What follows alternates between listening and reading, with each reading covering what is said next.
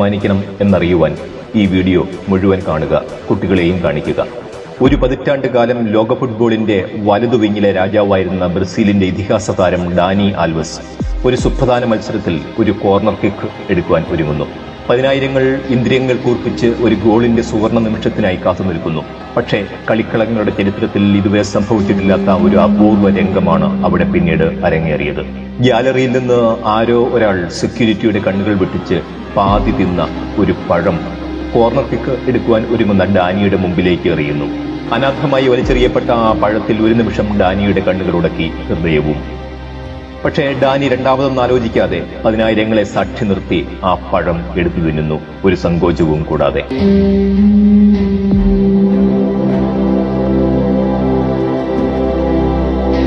ഒരു നിമിഷത്തെ നിശബ്ദതയ്ക്ക് ശേഷം സ്റ്റേഡിയം എഴുന്നേറ്റ് നിന്ന് കൈയടിച്ചു.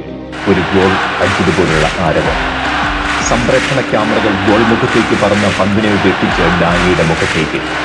ഡാനി പഴം തിന്നുന്നതിന്റെ ക്ലോസപ്പ് ഷോട്ടുകൾ. പിന്നീട് നെയ്മറിനെ പോലുള്ള ഫുട്ബോൾ താരങ്ങളും സെലിബ്രിറ്റികളും അവർ പഴം തിന്നുന്നതിന്റെ ചിത്രങ്ങൾ സോഷ്യൽ മീഡിയയിൽ അപ്ലോഡ് ചെയ്ത് ഡാനിക്ക് പിന്തുണ അറിയിച്ചു.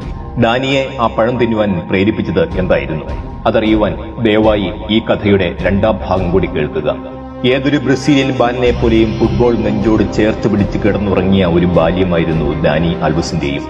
പക്ഷേ ഫുട്ബോൾ നെഞ്ചോട് ചേർത്ത് പിടിച്ചാൽ വയർ നിറയ്ക്കാനാവില്ല എന്ന ദുഃഖസത്യം ഡാനിയും ചെറുപ്പത്തിലെ തിരിച്ചറിഞ്ഞിരുന്നു. ഒരു കർഷകന്റെ മകനായ ഡാനി പിതാവിന്റെ ഒപ്പം തന്റെ 7ാം വയസ്സ് തൊട്ട് രാവിലെ 4 മണിക്ക് എഴുന്നേറ്റ് 30 കിലോമീറ്റർ അകലെയുള്ള കൃഷിസ്ഥലത്തേക്ക് പിതാവിനെ സഹായിക്കാൻ പോയിരുന്നു. കർഷകന്റെ അധ്വാനത്തിന്റെ ഫലം ഒരിക്കലും പാഴാക്കരുതെന്ന് അന്നു തൊട്ടേ ഡാനി മനസ്സിൽ കുറിച്ചിട്ടുണ്ടാവണം. അതുകൊണ്ടാവാം ഫുട്ബോൾ ഗ്രൗണ്ടിലേക്ക് വലിച്ചെറിയപ്പെട്ട പാതി തിന്ന പഴം പാഴാക്കാൻ ഡാനിക്ക് മനസ്സ് വരാതിരുന്നത്. ഓർക്കുക, നാം പാഴാക്കി കളയുന്ന ഭക്ഷണം ആരോ ഒരാൾക്ക് ഭക്ഷിക്കുവാൻ അവകാശപ്പെട്ടതാണ്. ആഹരിക്കാവുന്നതിലധികം ഭക്ഷിക്കുന്നതും അനീതിയാണ്. അന്നത്തെയും അന്നമുണ്ടാക്കുന്നവനെയും സ്നേഹിക്കാം. രാജ്യതലസ്ഥാനത്ത് ഇതിഹാസമായി മാറുന്ന കർഷകരോടൊപ്പം. നന്ദി.